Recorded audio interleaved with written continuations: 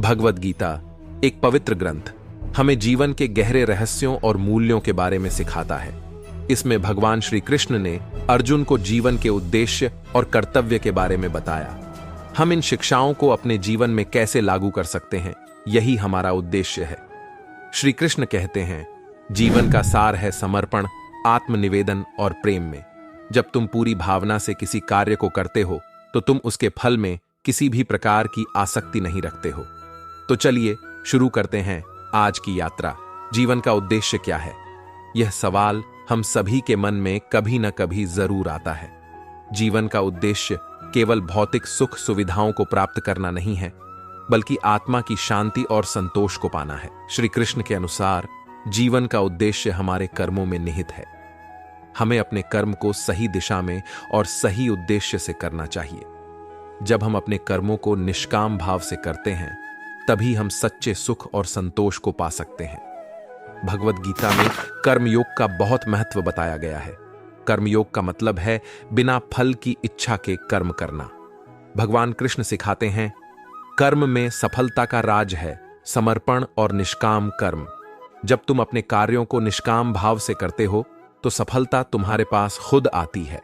कर्मयोग हमें सिखाता है कि हमें अपने कार्यों में तन्मयता से लगे रहना चाहिए, लेकिन उनके परिणामों से निरपेक्ष रहना चाहिए।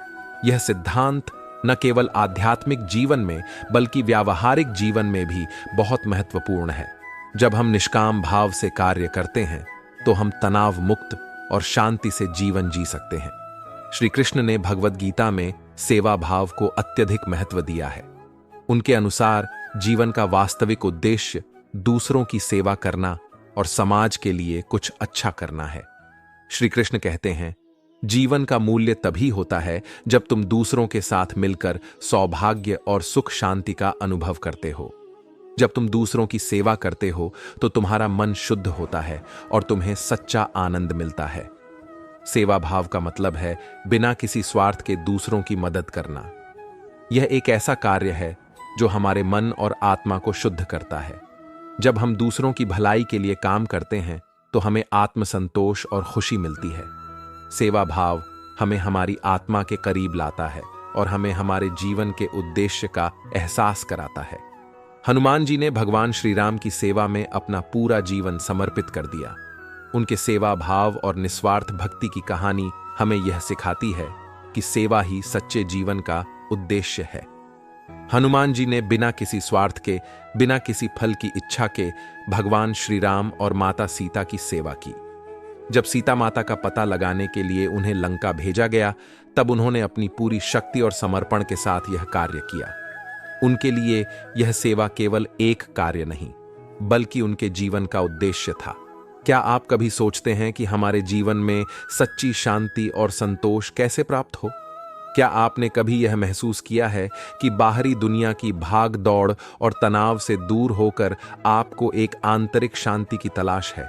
यही प्रश्न हमें आत्मसमर्पण की ओर ले जाता है, जिसका उत्तर श्री कृष्ण ने भगवद गीता में दिया है।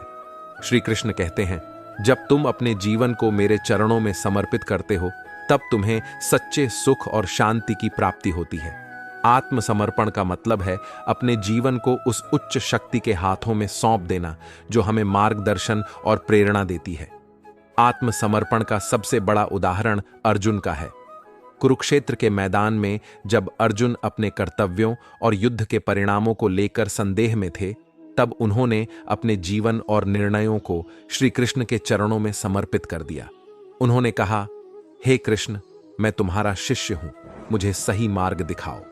यह आत्मसमर्पण ही था जिसने अर्जुन को उनकी शक्तियों और कर्तव्यों का सही आभास कराया और उन्हें युद्ध के लिए प्रेरित किया।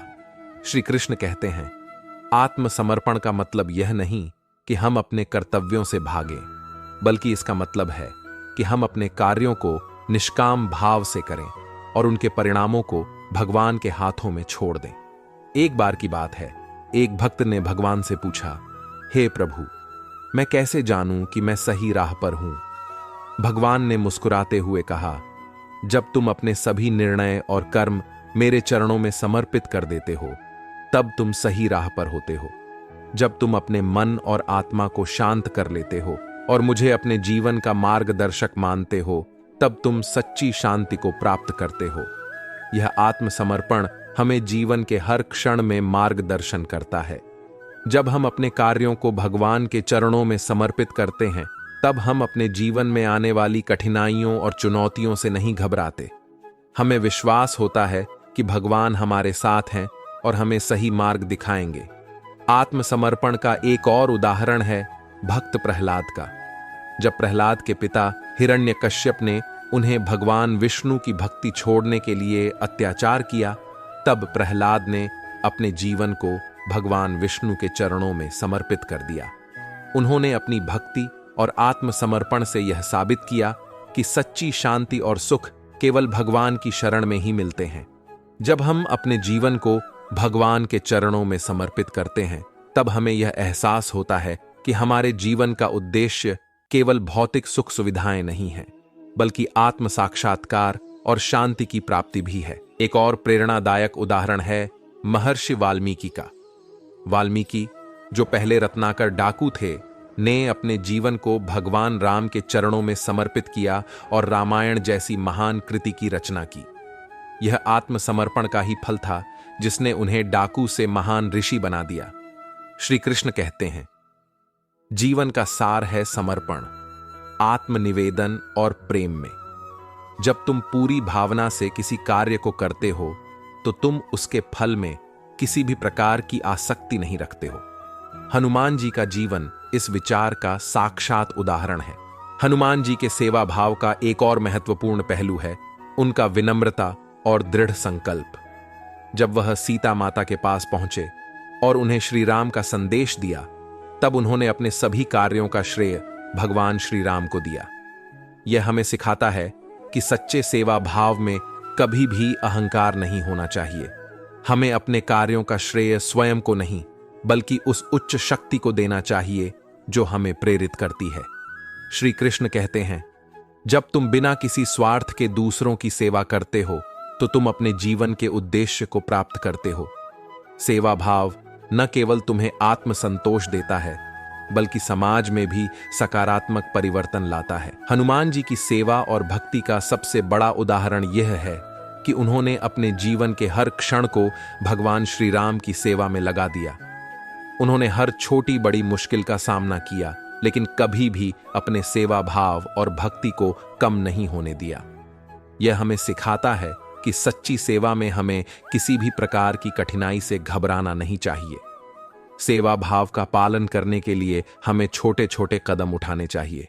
क्या आपने कभी महसूस किया है कि जीवन में संघर्ष के बिना कुछ भी हासिल नहीं होता? संघर्ष ही वह रास्ता है जो हमें हमारी मंजिल तक पहुंचाता है। लेकिन संघर्ष के दौरान आत्मविश्वास बनाए रखना उतना ही जरूरी है। श्री कृष्ण कहते हैं, कभी हार मत मानो, क्योंकि हार तुम्हें आगे बढ़ने की नई राह दिखाती है। जब तुम संघर्ष करते हो, तो तुम्हें अपनी आत्मशक्ति का एहसास होता है। महाभारत में अर्जुन का संघर्ष केवल बाहरी नहीं था, बल्कि आंतरिक भी था। जब अर्जुन ने अपने आत्मविश्वास को मजबूत किया, तभी वे अपने लक्ष्य को प्राप्त कर सके। एक प्रेरणादायक उदाहरण है सुदामा का। सुदामा, जो कि भगवान कृष्ण के बचपन के मित्र थे, ने गरीबी और कठिनाइयों का सामना किया, लेकिन उन्होंने कभी भी अपने आत्मविश्वास को नहीं खोया। उन्होंने संघर्ष किया और अंत में भगवान कृष्ण की कृपा से उनका जीवन बदल गया। यह दर्शाता है कि जब हम आत्मविश्वास और धैर्य के साथ संघर्ष करते हैं, तो हमें सफलता अवश्य मिलती है। श्री कृष्ण कहते हैं, जब तुम अपने आत्मविश्वास को बनाए रखते हो और संघर्ष करते हो, तब तुम्हें सच्ची शांति और संतोष की प्राप्ति होती है। रामायण में माता सीता का उदाहरण भी हमारे लिए प्रेरणादायक है। जब रावण ने उनका हरण किया, तब भी उन्होंने अपने आत्मविश्वास को नहीं खोया। उन्होंने अपने संघर्ष के दौरान धैर्य और साहस का परिचय दिया। संघर्ष का एक और महत्वपूर्ण पहलू है विश्वास। विश्वास न केवल अपने आप पर, बल्कि उस उच्च शक्ति पर भी होना चाहिए जो हमें हर कदम पर मार्गदर्शन करती है। जब हम भगवान पर विश्वास करते हैं, तब हमें हर संघर्ष में उनकी कृपा और आशीर्वाद मिलता है। गुरु गोबिंद सिंह जी का जीवन संघर्ष और आत्मविश्वास का अनुपम उदाहरण है। उन्होंने अपने जीवन में कई संघर्षों का सामना किया, लेकिन कभी भी हार नहीं मानी। उन्होंने अपने आत्मविश्वास और भगवान पर विश्वास के साथ हर कठिनाई का सामना किया और अपने धर्म और समाज की रक्षा की। दोस्तों, आपने देखा कि जीवन के विभिन्न पहलुओं, सेवा भाव, आत्मसमर्पण, त्याग और आत्मविश्वास से हम कैसे सच्चे सुख और संतोष को प्राप्त कर सकते हैं। हमारे जीवन में कठिनाइयां और संघर्ष हमेशा रहेंगे, लेकिन जब हम भगवान के दिखाए मार्ग पर चलते हैं तो हमें हर मुश्किल का समाधान मिल जाता है। श्री कृष्ण कहते हैं, जीवन का वास्तविक उद्देश्य अपने कर्तव्यों का पालन करते हुए आत्म साक्षात्कार और शांति को प्राप्त करना है। जब हम अपने कर्तव्यों को निष्काम भाव से करते हैं, दूसरों की सेवा करते हैं और अपने जीवन को भगवान के चरणों में समर्पित करते हैं, तब हमें सच्चा सुख और शांति मिलती है। स्वामी विवेकानंद ने अपने जीवन को समाज की सेवा और मानवता की भलाई के लिए समर्पित कर दिया। उन्होंने अपने आत्मविश्वास से दुनिया को भारतीय संस्कृति और योग के महत्व से अवगत कराया। उनका जीवन हमें यह सिखाता है कि जब हम अपने आत्मविश्वास को मजबूत रखते हैं और अपने कर्तव्यों का पालन करते हैं, तब हम सच्चे सुख और संतोष को प्राप्त करते हैं। दोस्तों, हमारे जीवन में भी ऐसी ही प्रेरणा और उत्साह होना चाहिए। हमें हर पल यह याद रखना चाहिए कि हमारे जीवन का उद्देश्य केवल अपने लिए नहीं, बल्कि दूसरों के लिए भी है। जब हम दूसरों के जीवन में खुशियां लाते हैं, तो हमारे जीवन में भी खुशियां आती हैं। जब हम अपने जीवन को भगवान के चरणों में समर्पित करते हैं, तो हमें हर कठिनाई का समाधान मिल जाता है। आप सभी से अनुरोध है कि अपने जीवन में इन विचारों को अपनाएं और अपने जीवन को सार्थक बनाएं। हर दिन को एक नई शुरुआत की तरह देखें और अपने कर्तव्यों का पालन करते हुए आत्म साक्षात्कार और शांति की ओर बढ़ें। अगर आपको यह वीडियो पसंद आई हो तो कृपया इसे लाइक और शेयर करें, और अगर आपने अभी तक हमारे चैनल को सब्सक्राइब नहीं किया है तो सब्सक्राइब करना न भूलें। आइए हम सभी मिलकर अपने जीवन को और भी बेहतर बनाएं। धन्यवाद और जय श्री कृष्ण।